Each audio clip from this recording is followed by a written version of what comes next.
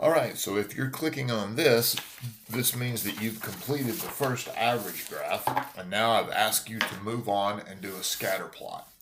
Now, a scatter plot is one in which you do not take the time to calculate the averages. Instead, what you do is you plot every single point that you had on your data chart. Now, I'm not going to show you precisely how to do it, but I am going to give you a couple of tips.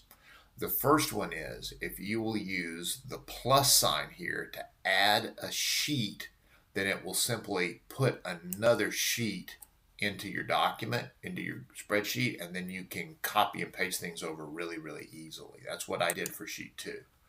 The second is if you're going to insert a chart and you want to do a scatter plot, everything has to be in 2 columns, just 2 columns. And notice how I have done this where it says period. It doesn't say average period because this is not average. This is all of the points.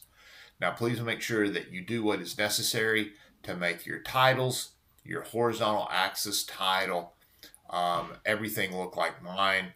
I actually use little X's here instead of circles just to make it show more clearly that it is actually different points, right? And so you can see how those are actually 3 little X's very close to one another. All right, good luck. And when you finish, it should look exactly like that.